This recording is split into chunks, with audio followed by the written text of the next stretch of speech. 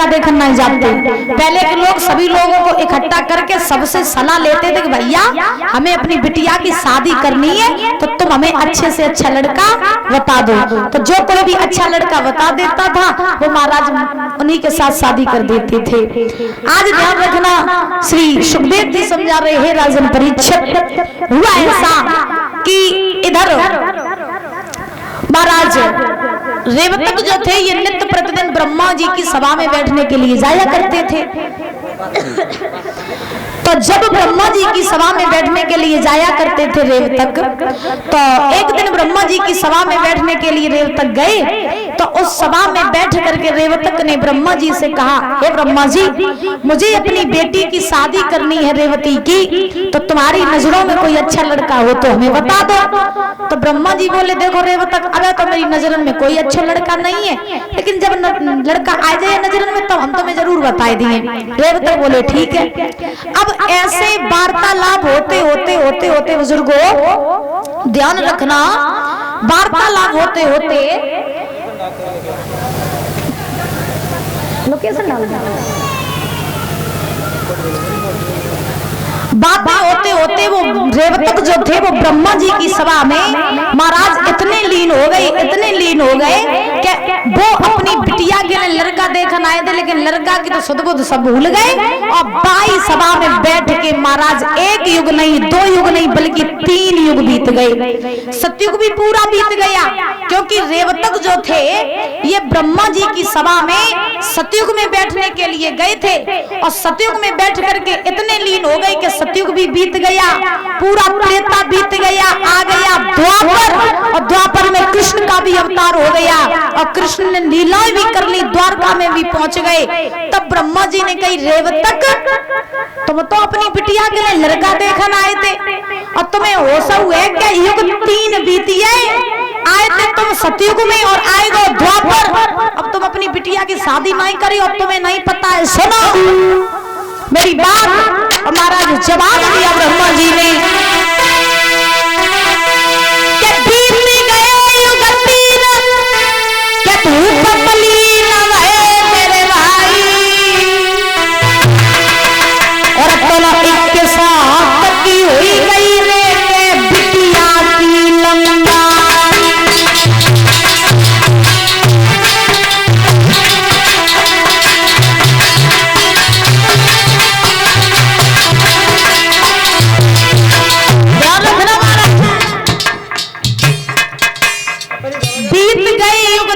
भूप मलिन भय मेरे भाई, चलो 21 हाथ की हो गई बिटिया की लंबाई।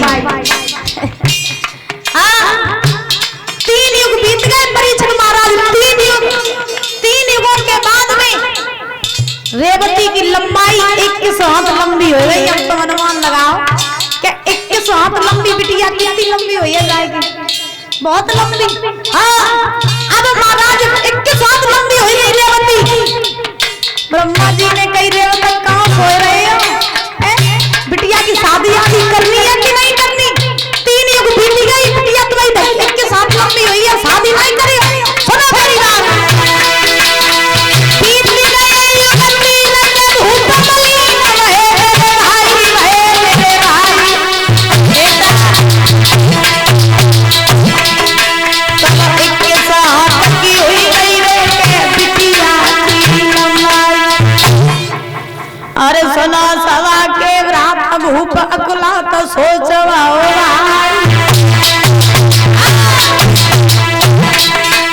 तब ब्रह्मा जी ने सिंह राजा।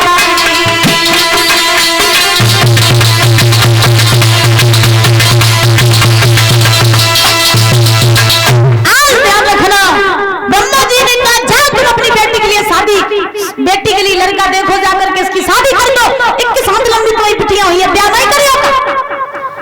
अब रेवतक बोले, महाराज आए तो ब्याह ही काजे हते, अब क्या करें, जब सभा में बैठ के ली नहीं हुई है कि बिटिया की याद ही नहीं रही।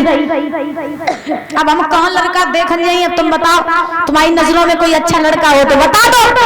ब्रह्मा जी जानते थे कि कृष्ण का अवतार हो गया, बलराम का अवतार हो गया, तो ब्रह्मा जी ने कही तो कोई लड़का नहीं दिखाई दे, द्वारका के राजा है कन्हैया, उनको बड़ो भैया है बलराम भाई संग शादी कर दे।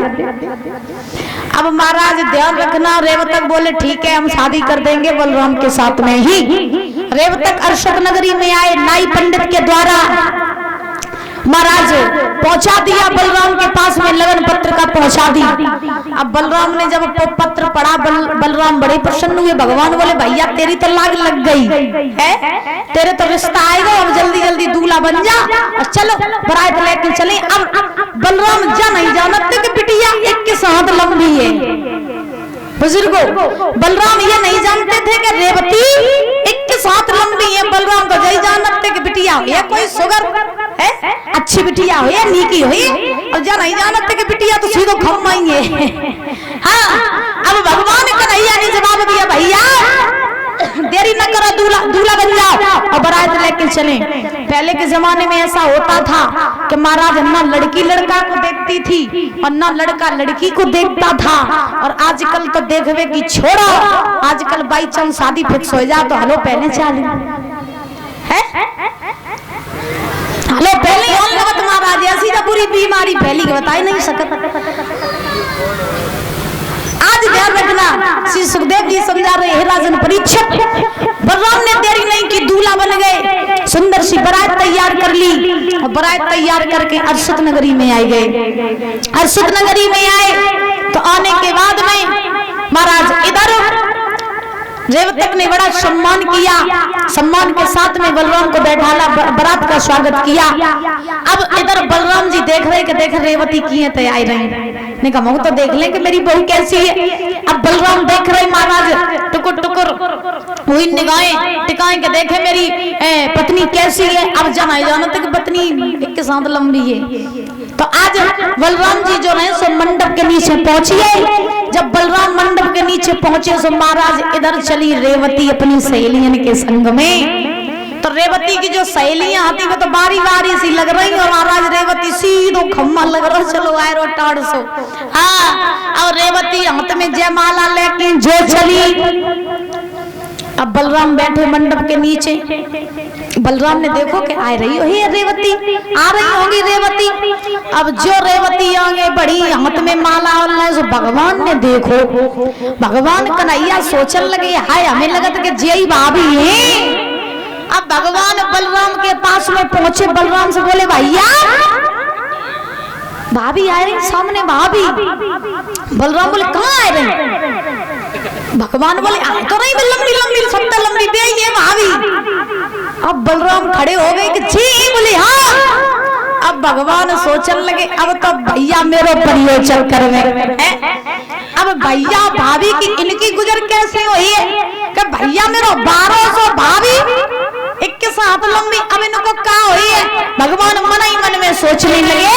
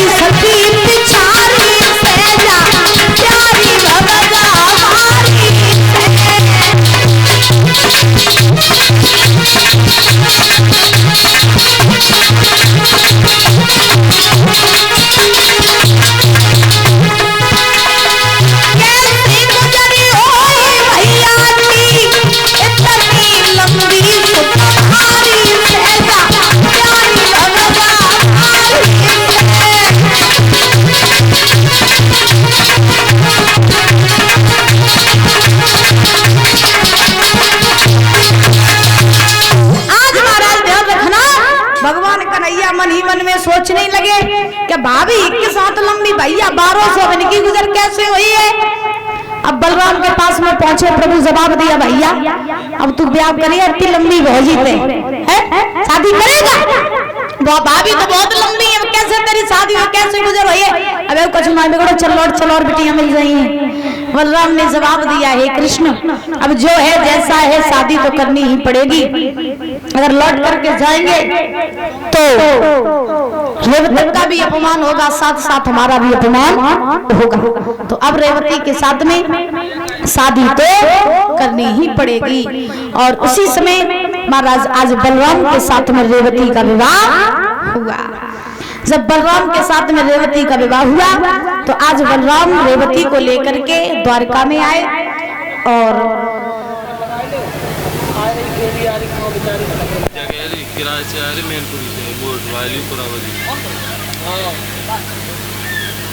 छोड़ो भैया आओ तो चलो बताइए ना पूरी बात है। तुमने दूसरों आलू पूरा बताओ कहाँ आलू पूरा